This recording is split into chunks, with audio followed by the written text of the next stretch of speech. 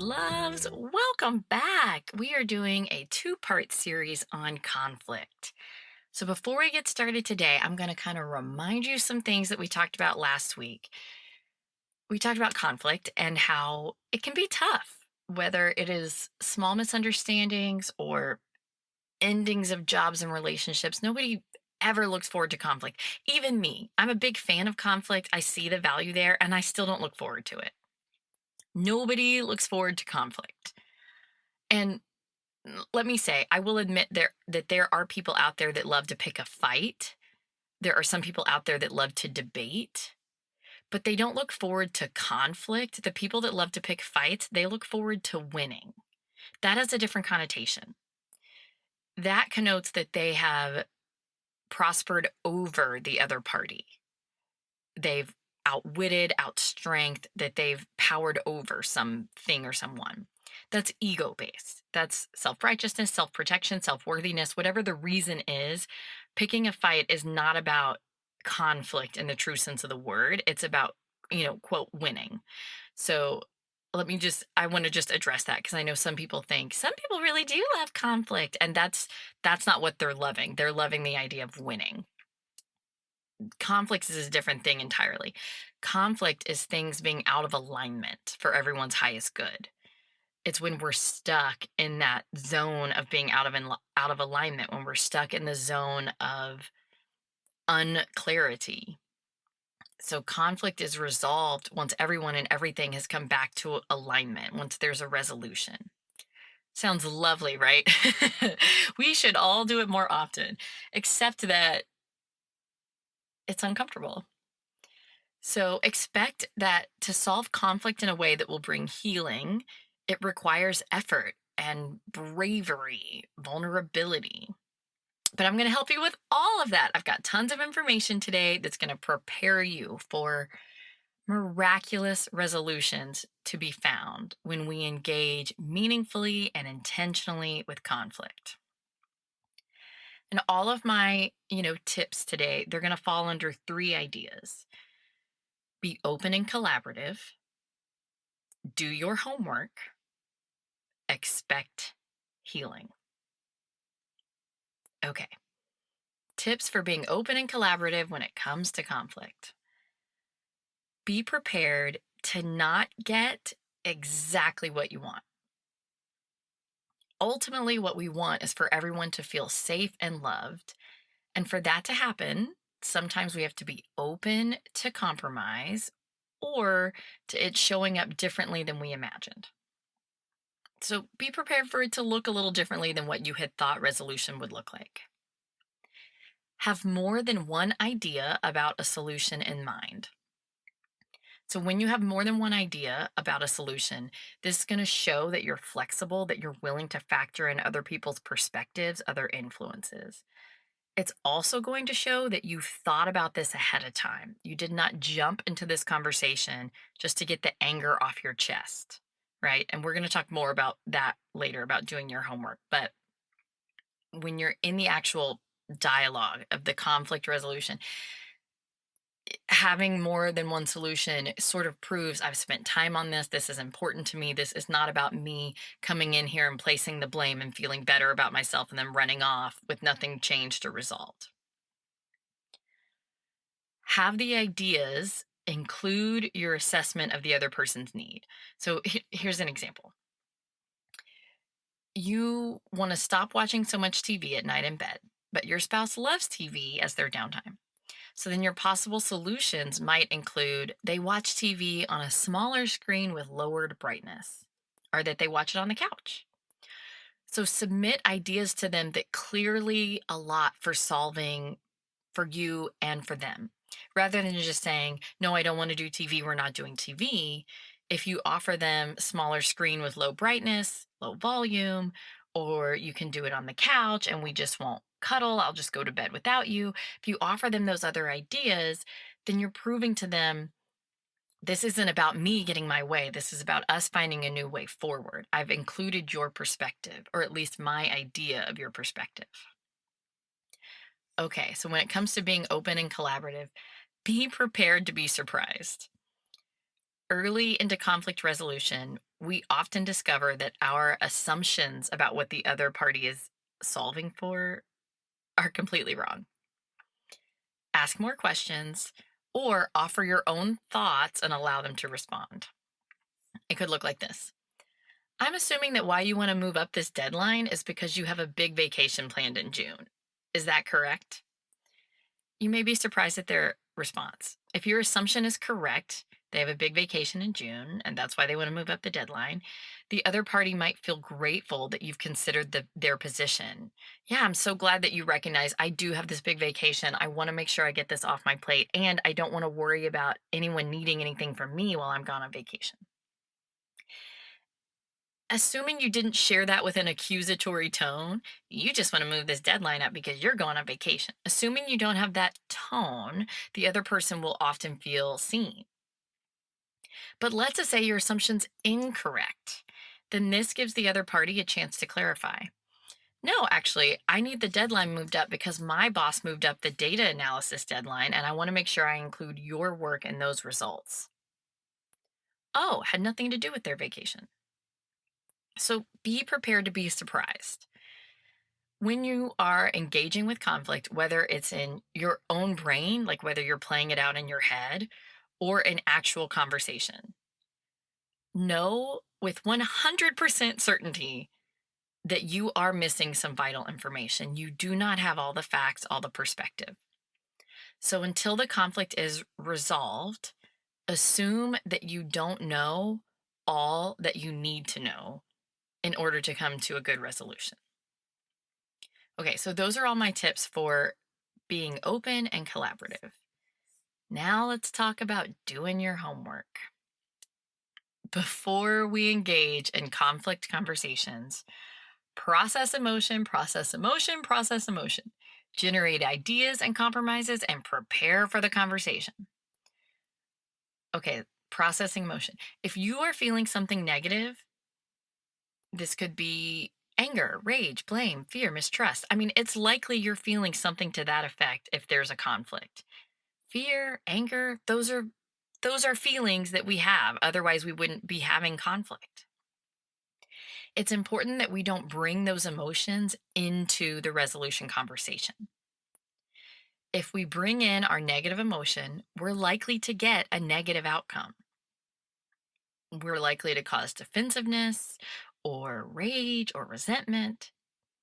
So allow yourself, your human ego, your survivalist brain, allow yourself to experience all of those emotions before you have the resolution conversation. Journal out every negative thing you have to say about this situation. Example, you haven't forgiven Taylor for that thing they said in last week's meeting, so you're feeling mad. You're blaming John for not doing the work properly, so you're feeling rage at having been embarrassed by your teammate and having to start over. If that's going on, it's important to give those things space, to give those emotions a place to exist.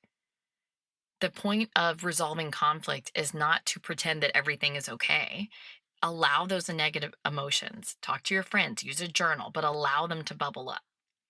And then once you've tired of them, once you've given them space to exist and you've released them, then you'll be ready to move on to more helpful feelings such as motivation, determination, hope. Those are feelings that are more effective in a resolving conflict conversation. And when it comes to doing your homework for resolving conflict, you set the tone for the resolution. How would the best possible outcome feel? Would it feel complete? Would you feel prepared, thorough, collaborative, straightforward? Consider what you want the solution to feel like and bring that emotional tone to the conversation. If I want the resolution to feel peaceful, then I will do whatever cognitive and emotional work is necessary to get to a place of peace before having the resolution conversation. I will go into the conversation feeling peaceful, confidently knowing that we will find a way to a peaceful outcome, even if we have to say some sensitive words, even if we have to have more than one conversation. I'm peaceful because I know that we can find a peaceful outcome. And that is the tone that I'm going to bring to the conversation. And I'm peaceful because I know I may hear some things that I wasn't expecting. I may hear some things that I don't want to hear, but I can handle it. I'm going to manage my emotions and I can handle it. Okay. Doing your homework. Generate ideas and compromises. We touched on this before, but this is like genuinely I'm setting this as homework. Generate several ideas that you would consider to be wins for both parties. And a win does not mean that everybody gets exactly what they want, how and when they want it. A win means that everyone gets their needs met, they get their perspective included. And this may not be their needs as they've defined them, but it's their needs as the company defines them or as God would define them. And you may be surprised at how often our needs change as we work through conflict. So generate some ideas, just give it your best shot, prepare for things to change. As you generate ideas on compromises, be prepared to speak to both sides. So, who are the involved parties in the conflict? What do they want? What are they solving for? And as you share your thought process, acknowledge the other party. If your ideas are all about you, then you are definitely the biggest problem you have. Conflicts are relationships, and relationships are people. So make sure that you've considered all of the people involved. Prepare for the conversation. I'm genuinely saying you should be doing homework before you engage in conflict because conflict is important. It should be intentional. It shouldn't be flying off the cuff with whatever thought flies into your brain, whatever emotion bubbles up in your body. Prepare. Don't rush in the next time you see them and start explaining how much time and effort you've put into solving this issue for everyone. Consider the best way to have a healing conversation. Should it be in person? Should it be on Zoom, over the phone, via email? When should it be? And don't consider the win until you've done the cognitive and the emotional homework, until you can come from a place of positive emotion. Map out how you'd like the conversation to flow. I like to begin by acknowledging shared goals and values. We both want this project to be successful. We both need to have some downtime every day in a way that works for our schedules. We both da da da da da. Okay, acknowledge your shared situation. What is it that you have in common? That's how I like to start it. And I like to take ownership, but I invite the other party in. So that could be something like this. I really want to talk about our conflict situation, but I want to make sure that I get a chance to hear you out as well. So, can I start by sharing what I've been thinking, or would you like to share first? So, I've set the tone. This is what the conversation is about. I want to talk about XYZ situation. I want to make sure that I hear you out. So, would you like to go first, or can I start? I like to assign myself the leadership role in sensitive conversations. And of course, I listen and I adapt to the other person's needs. I like to, make sure that I'm demonstrating that I'm hearing them. But I like to set the tone because I know that I've done the emotional work, I've done the cognitive work, I've come up with compromises and different solutions. And so I trust myself to manage the tone to the best of my ability. Now, obviously, I'm not perfect and we all get defensive, but I like to assign myself a leadership role. I'm responsible for setting the tone and the vision of how this conversation could go. And usually, this helps the other person to feel at ease. Not all the time. Some people do not want me to set the tone. They want to set the tone. Usually the people that like to pick fights. Um, but in general, by me setting the tone and saying, here's what I'd like to talk about, but I want to make sure you're heard too, it helps the other person feel at ease. We don't know what the other party has been feeling, what they've been thinking. They may be feeling hopeless. They may be feeling just resigned that it's always going to be an issue. They may be feeling angry for something we have no idea about. And if we step in feeling confident in our ability to find a resolution, if we share what all we've considered so far, this may lift a great weight off their shoulders. It often does. And of course, it may not, depending on the health of the relationship, depending on the other person. It could be a situation that no matter what you say or do, they become resentful or mistrusting. But that's not actually your concern. Your concern is with you and knowing that you did all that you could to get into alignment with a favorable outcome for all. You did your best to be a light in the world and in this situation. So take ownership, set the tone, invite the other party in as a partner in resolution. Imagine that you're walking side by side on an uncomfortable path rather than you're facing off. Okay. So remember, I told you that all my tips are going to fall under three bubbles: be open and collaborative, do your homework. The third bubble is expect healing. Expect healing, you guys. Conflict is never a dead end. Conflict is always an invitation. It's an opportunity to better things, better processes, better intimacy, better points of view, greater understanding of one another. By the time you've done the work of processing your emotion, generating ideas, considering the other party, the universe, spirit, your spiritual support team, God, whatever term you like, spirit sees that. So not only are you at a human level doing this work to prepare for a conversation, a resolution conversation, but you are working to manifest a resolution. You've stepped into the creative energy of the resolution. And this makes it easier for the universe to partner in your manifestation because you've created a healthy container in which that manifestation can live. So let's use an analogy here. You need a new plant. The plant is the resolution, you need a new plant. Your thoughts are the container, the structure, and your emotions are the soil, the feeling that feeds the plant. So if you hadn't done your emotional work and you were just walking around angry, it doesn't matter what you put in that new container, that new plant is not going to do well if the soil, the emotion is anger and blame. You could be given a new solution, but because you haven't healed your emotional story, it's not going to go well. So, because you've done the work necessary, you've created a healthy container. Your thoughts are the new container, your emotions are the soil. Spirit is going to have a much easier time helping you create a beautiful plant now that you've created the healthy, amazing container. So, not only is it good spiritual truth, but it's logical that by this point, you should expect the miracle, you should expect the healing because you've partnered, you've done the human work that would allow spirit to co create with you a positive outcome. It's not high hopes, it's likelihood based on your integrity and spirit's nature of giving what is needed. So, if we want to take this analogy a step further, once the plant is growing, it still needs sunlight and water, right? It still needs healthy soil.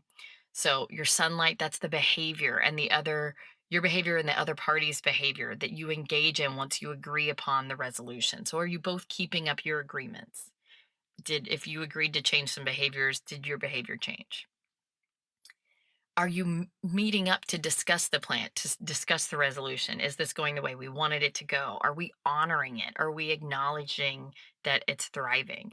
Our projects, our behaviors feed off of that emotional energy. So when we acknowledge, hey, we went through that really hard time where we misunderstood each other and then we came together, and ever since then we've changed this process and this process is working beautifully. Good job, us, for being willing to engage in the conflict, go through that messy conversation, and now look what happened. Good job, go team. Okay, another reason to expect healing is because it's the nature of the universe. When we have open wounds, they scab over, right? Our bodies are designed to heal themselves without us paying attention. The universe is designed to heal. Trees work together to share the sunlight and the soil. The universe is designed to allow all beings to get their needs met. It's not wishful thinking to imagine there could be a resolution that your brain can't see. It's not wishful thinking, it's universal law. all things work together for good. We are designed to heal. All we have to do now is get back into alignment and welcome the miracle, welcome the shift in our thinking, be willing to feel it differently, see it differently. So do the work. Clear your emotion, generate ideas, be willing to set the tone for the conversation. Know that it's possible. Take a leadership role and then trust that spirit will show up in the beautiful container that you've created so that you can have greater intimacy in your relationships, greater effectiveness in your processes. It's all possible. And all we have to do is prepare for the miracle. So if you have some conflict that you've been avoiding, I highly encourage you to consider not avoiding it, to consider embracing it, engaging with it. Be open and collaborative. Do your homework first and expect healing. And if you have any questions about this, if you need specific advice, please reach out to me. I'm so happy to help with conflict because it is such an opportunity for miracle. It is such an opportunity. It's when we avoid the conflict that we don't receive the miracle. We have to be willing to get back into alignment. And sometimes the process is difficult, but remember that you're walking on a difficult path with someone. You're walking side by side. It's not a face off. I hope this helps.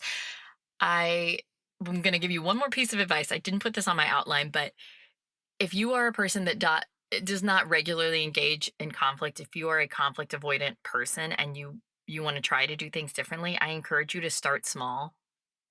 Start, start with the conflict with the stranger in the street. If you grab the grocery cart and they were going to grab the grocery cart, they thought it was theirs first, like that sort of thing. Start there in the low risk category. Don't start with the lifelong feud that you had, right? Practice these in other situations. And if you're a person that doesn't have practice processing your emotion and doing thought work, then just start practicing that anywhere. You don't have to practice those things just for conflict. Just practice those things because they're good for you, they're helpful for you, and they can get you back into alignment with your highest self, with spirit. Okay, I'm so excited. I hope that these two episodes were helpful. If they were helpful, share them with whoever else you know that is conflict avoidant. I would greatly appreciate it. I hope you all have a beautiful week, loves. Bye.